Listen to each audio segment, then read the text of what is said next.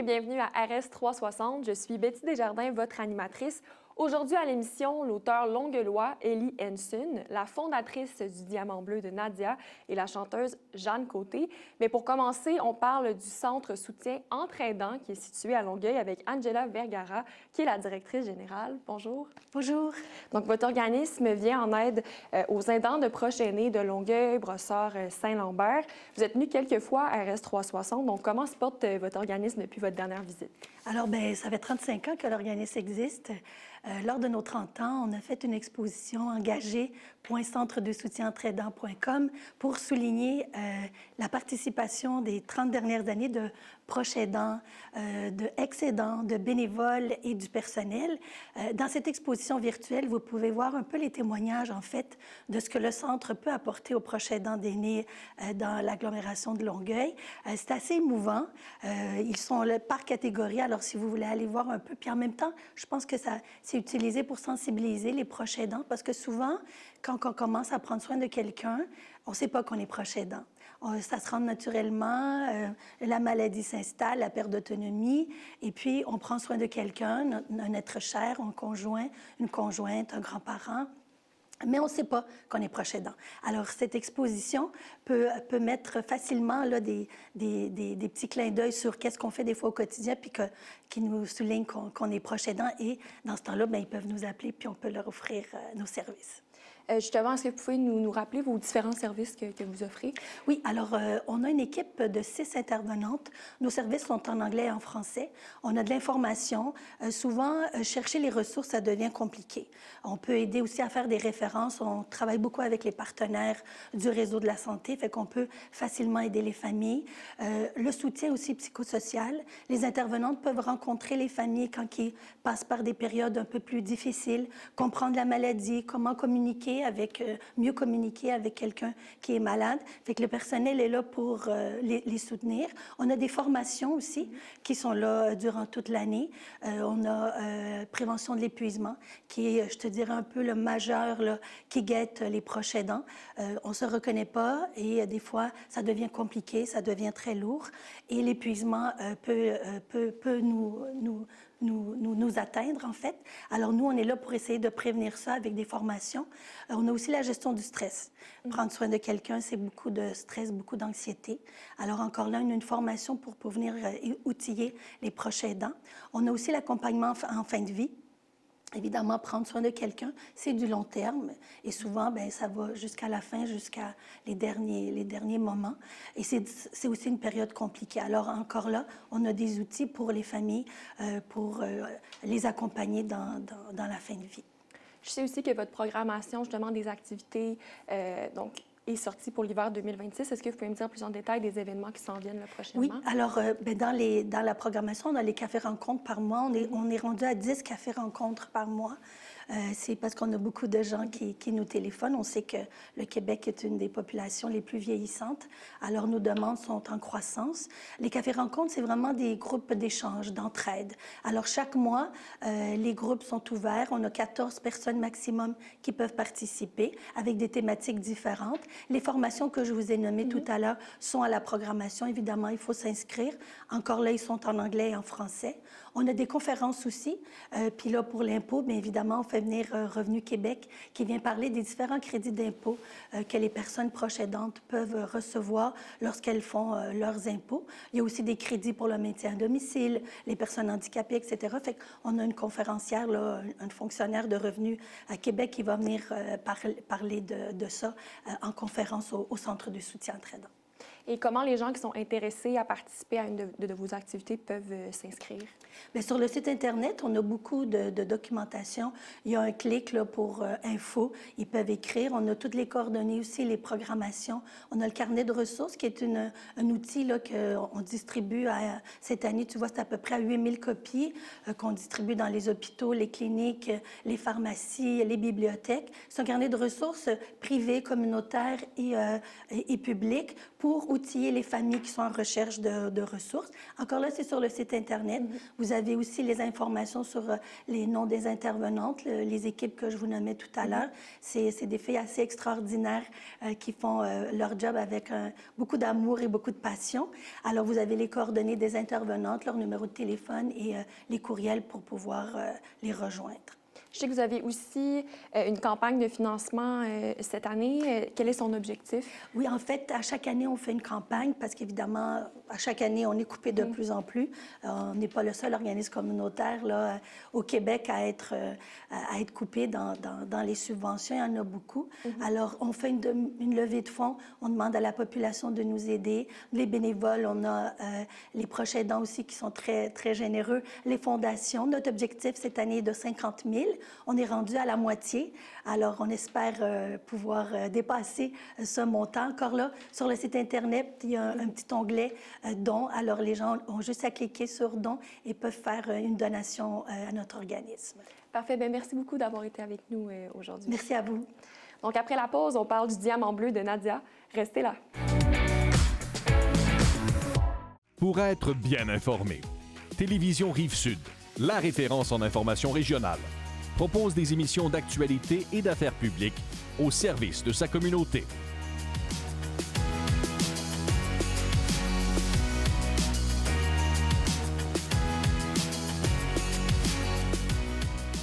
TVRS, votre télévision sur la Rive-Sud, sur la chaîne 609 et l'X9, exclusif aux clients Vidéotron et disponible au tvrs.ca.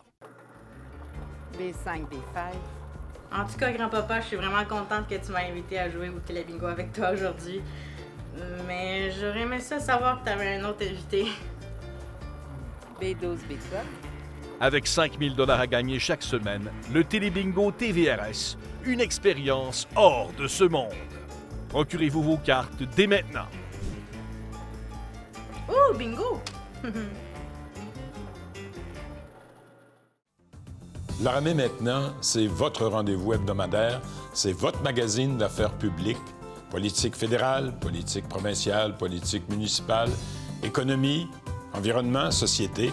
On parle à chaque jeudi avec les hommes et les femmes de la région qui font l'actualité. C'est un rendez-vous à tous les jeudis, de midi à 13 h, parce que La Ramée maintenant, c'est d'abord pour vous.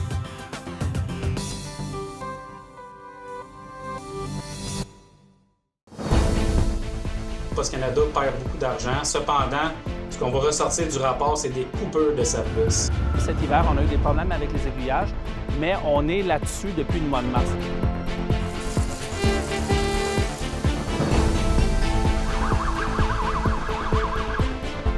Restez informés de l'actualité locale et des enjeux qui vous concernent. Info Rive-Sud du lundi au jeudi 17h sur les ondes de TVRS.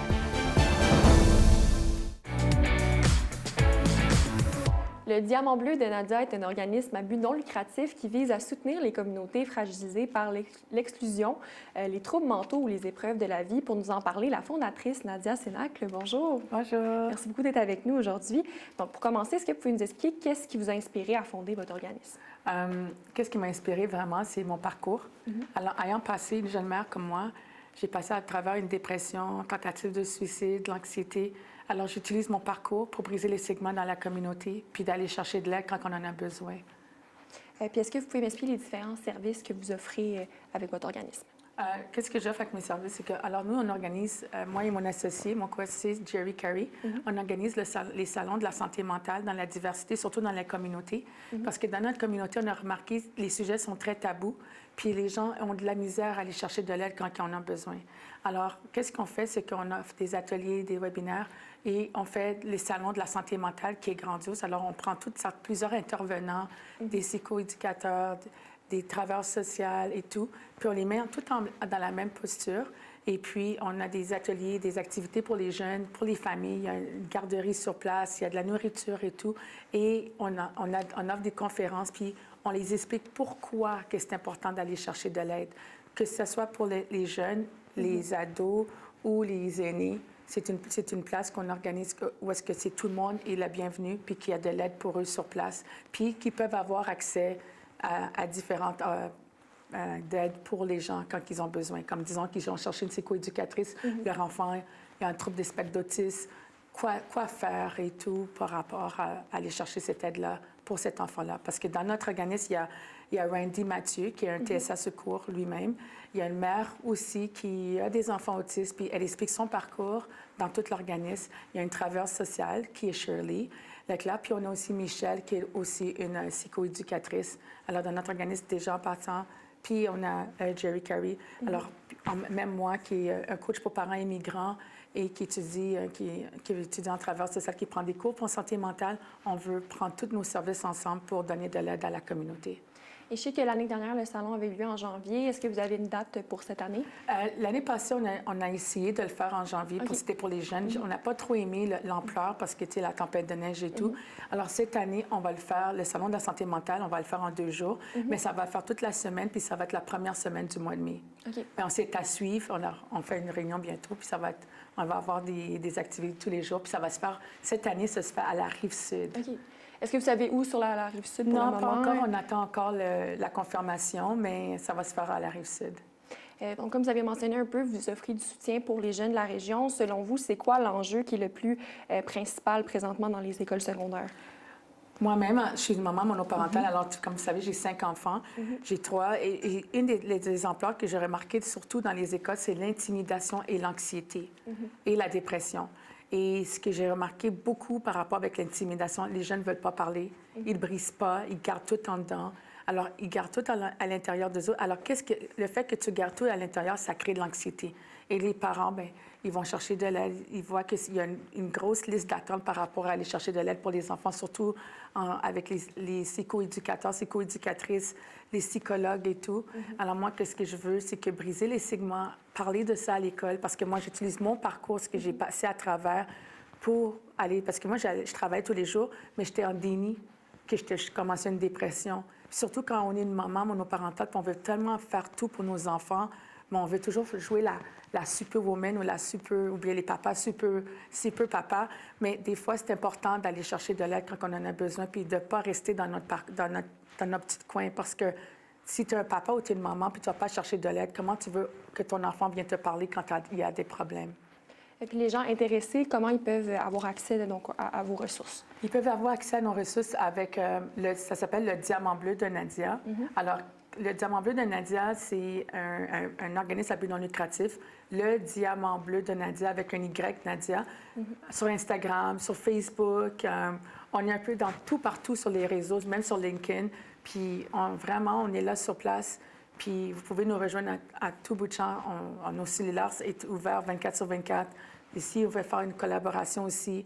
Ils peuvent aussi me rejoindre sur mon portable au 438-931-0992. Et puis, on est là, puis on vous assiste. On peut trouver des... Même si que vous cherchez une traverse sociale, vous n'en trouvez pas, vous m'appelez dans mon portable. Puisque je travaille aussi à l'hôpital de Montréal pour enfants, j'ai des ressources que je peux vous référer directement. En terminant avec une note un peu positive, votre fils Nicolas Sénac, qui est originaire de Longueuil, qui était donc dans les écoles secondaires de la région, joue au football pour une équipe du NCAA. Est-ce que vous pouvez me parler un peu de son parcours? Bien oui. Alors, Nicolas a commencé à jouer au football grâce à mon entourage. Je peux vous dire, il y a Marc-Georges Saint-Firmin, puis Sheila Poliska. Sheila Poliska, c'est le père de ma fille, qui a vraiment supporté Nicolas à continuer le football, puis mon garçon, Joshua Sénac. Puis Nicolas, il joue le football depuis l'âge de 5-6 ans. Et il a continué son rêve, son parcours jusqu'à maintenant. Il a été au secondaire. Puis il y avait, tu sais, c'est un jeune qui allait au secondaire puis qui disait, « Maman, on va jamais venir nous chercher à Longueuil. Ils s'en foutent de nous autres. Il faut qu'on va à Montréal. » Puis moi, je lui disais, « Non, on va rester à Longueuil. Tu vas montrer à Longueuil qu'on peut venir te chercher le fait que tu es un Langaulois. » Puis Nicolas, bien, il a été repêché. Il a gradué de le cégep Vanier, puis il a été repêché. Puis il est allé jouer à la NCAA, à l'Université d'Hawaï. En moins de 10 secondes, Nicolas a fait le dernier touché, puis ils ont gagné la Coupe hawaïenne d'or à Hawaï. Puis sa carrière, c'était sa dernière année. Puis il a fini sa dernière année avec un touché. Puis laissez-moi vous dire que cet enfant-là, il a passé à travers beaucoup d'obstacles. Il n'a jamais lâché son obstacle. Puis qu'est-ce qui est important que son parcours, c'est qu'il était de la rue. On avait perdu notre logement. On était vraiment de la rue, puis il n'a jamais lâché les Caruanas. Il avait des amis, les Caruanas l'ont pris sur place, l'ont aidé à s'élever. Puis grâce à Nicolas, bien, il est rendu où est-ce qu'il est rendu. Puis là, maintenant, il va essayer de se faire drafter pour la NFL. Puis c'est vraiment excitant pour moi.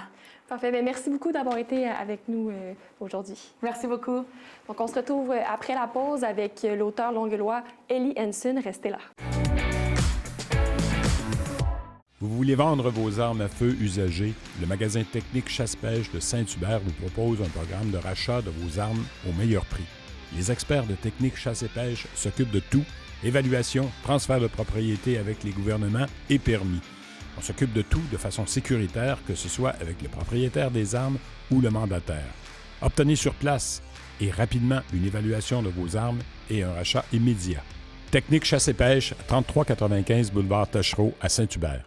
Come on in, let's catch the vibe. Join host Brian Petter each month on South Shore Vibe, where he interviews guests on a variety of topics such as education, lifelong learning, people with special skills and abilities, people who have made a difference in the past or are making a difference now, services available in our community, and just topics of interest.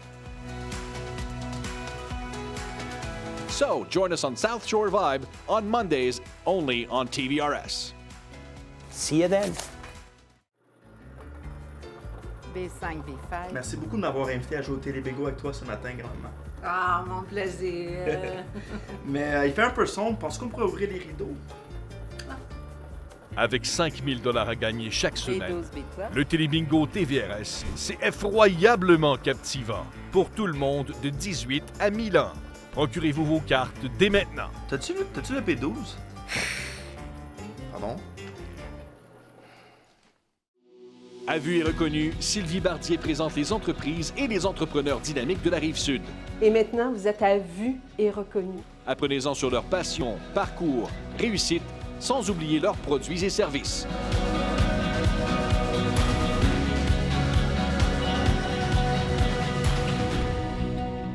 Bonne émission! Pour apprendre à connaître les entreprises d'ici, regardez Vue et reconnu les mardis 18h30, seulement à TVRS. Son dernier roman sera le prochain, qui a été publié en juin dernier et présentement en vente dans les librairies du Québec. L'auteur longueuillois Ellie Henson est avec nous aujourd'hui. Bonjour. Bonjour. Donc, votre dernier passage à RS 360 remonte en 2024. Oui. Sur quoi est-ce que vous avez travaillé depuis? Justement sur le roman qui est sorti au mois de juin. Donc, tu seras le prochain. Et puis, j'ai travaillé sur un autre roman aussi qui est supposément qui va sortir mars ou avril 2026. Donc, où est-ce que vous avez trouvé l'inspiration pour ce roman? Oui. C'est une histoire abracadabrante parce que il y avait une maison d'édition en France, Hachette, la maison Hachette, qui demandait, il y avait une sorte de concours, il y avait une dizaine d'auteurs qui ont présenté des résumés et puis ils ont choisi le mien. Donc, il fallait le développer. Je l'ai développé et tout, mais entre-temps, il y a eu un changement dans la direction.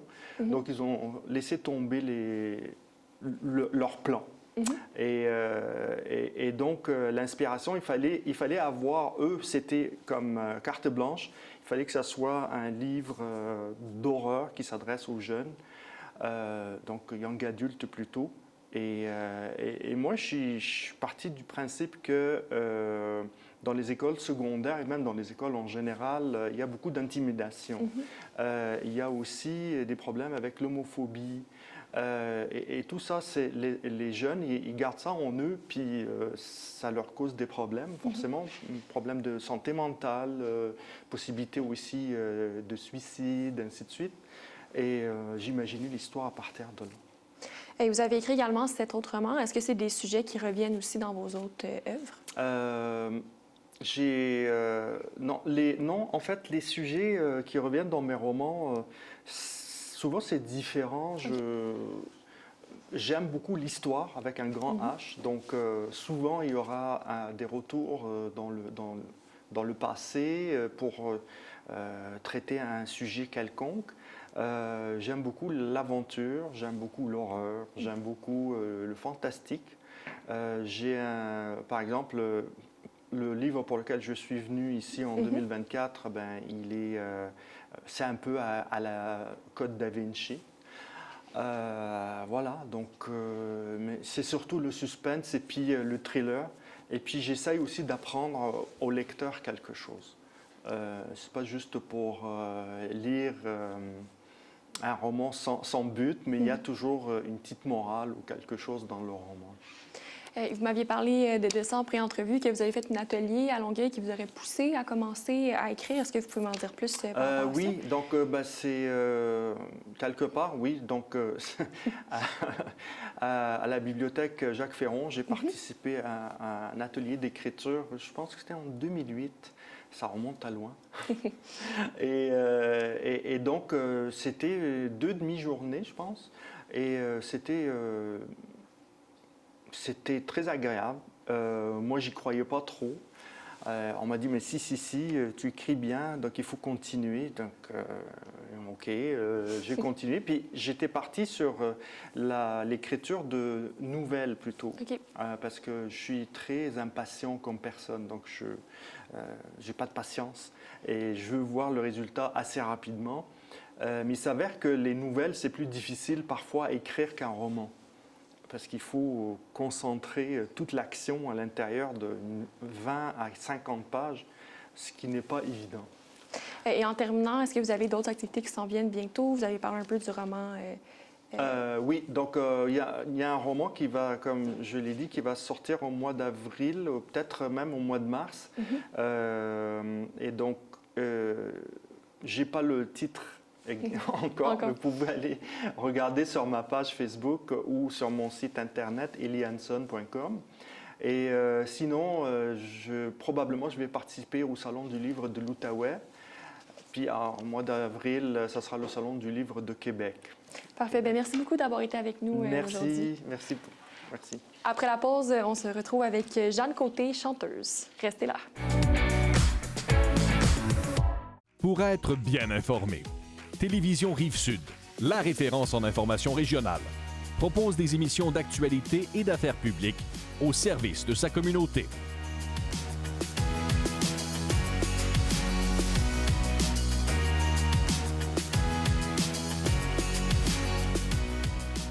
TVRS, votre télévision sur la Rive-Sud, sur la chaîne 609 LX9, exclusif aux clients Vidéotron et disponible au tvrs.ca. B5, B5. En tout cas, grand-papa, je suis vraiment contente que tu m'as invité à jouer au Télébingo avec toi aujourd'hui.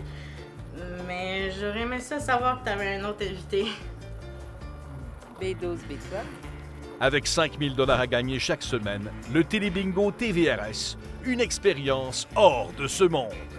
Procurez-vous vos cartes dès maintenant. Oh, bingo!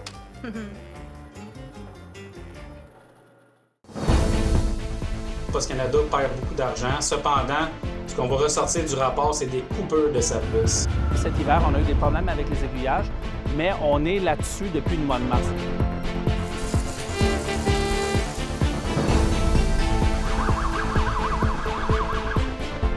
Restez informés de l'actualité locale et des enjeux qui vous concernent. Info Rive-Sud du lundi au jeudi 17h sur les ondes de TVRS. À vue et reconnu, Sylvie Bardier présente les entreprises et les entrepreneurs dynamiques de la Rive-Sud. Et maintenant, vous êtes à vue et reconnu. Apprenez-en sur leur passion, parcours, réussite, sans oublier leurs produits et services.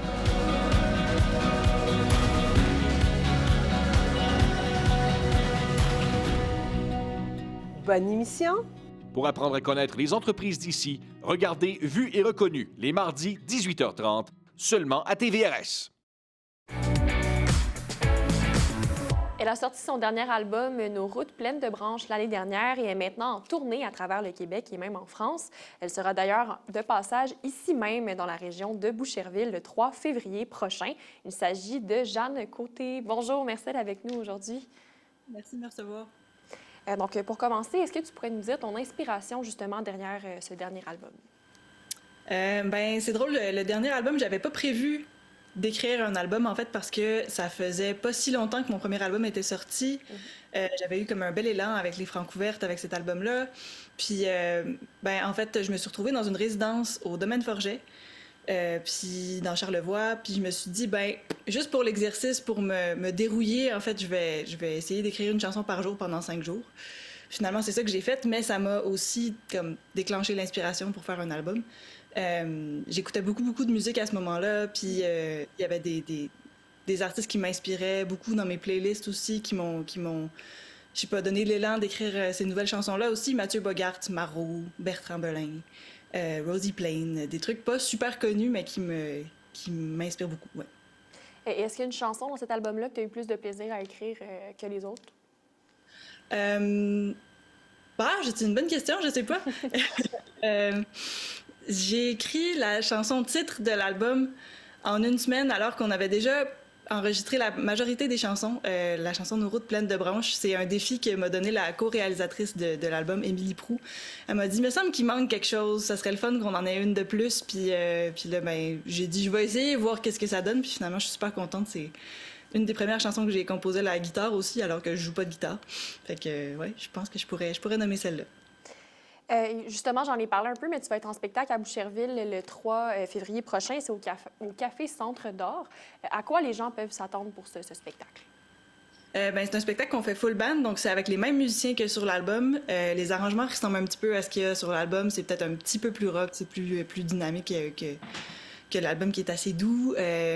Mais c'est ça, on s'amuse beaucoup. Je raconte des histoires dans mes spectacles aussi. J'aime ça parler avec le monde. J'aime ça. Je suis contente que ce soit dans une petite salle parce que j'aime la proximité avec les gens. J'ai l'impression qu'on est un peu dans notre salon quand on fait ce show-là. Puis c'est ça. Fait que je raconte un peu des trucs, des anecdotes de ma vie personnelle. Puis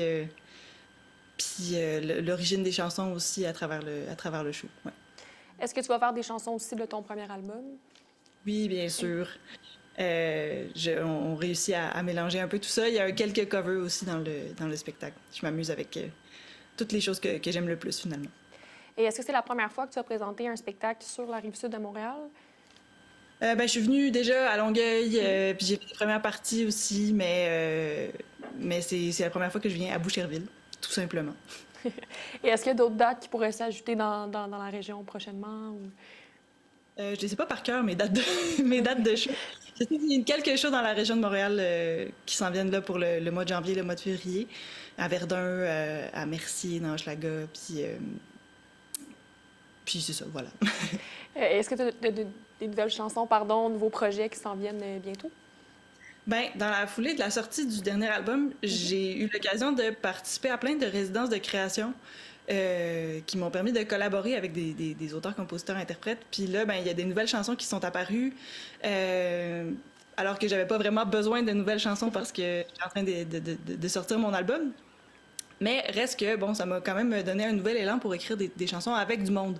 Fait que c'est pas quelque chose que j'ai fait souvent. J'aimerais ça, pousser ça dans les prochains mois. Peut-être que le prochain projet sera pas que composé de chansons que j'ai écrites toute seule. Est-ce que par le passé, tu avais déjà collaboré avec d'autres artistes pour des chansons? C'est arrivé, mais plus rarement. Pour le deuxième album, il y a une chanson que j'ai faite à partir de l'histoire de quelqu'un d'autre, qui est l'autrice, compositrice, interprète Feu Toute. On avait été matchés dans un exercice d'écriture pour faire une chanson ensemble, puis j'avais fait une chanson à partir de son histoire à elle. C'est Tommy Lefeu sur l'album. Mais autrement, c'est pas arrivé tant que ça dans ma vie. Fait que j'aime ça, explorer ce genre de choses. Puis je pense que j'avais pas nécessairement la maturité de le faire avant. Puis maintenant, ça me tente, en fait. Je suis bien ouverte à ça. Parfait. Et en terminant, comment les gens qui sont intéressés de venir te voir à Boucherville peuvent se procurer des billets pour le spectacle? Tout est disponible sur mon site web. Je pense que le show à Boucherville il est complet, mais peut-être que des places qui vont se libérer entre-temps. Puis, c'est ça, toutes les informations sont sur mon site web, jeannecoté.ca. Parfait. Merci beaucoup d'avoir été avec nous aujourd'hui. Merci à toi. Merci d'avoir été avec nous. C'est ce qui conclut l'émission. À la prochaine.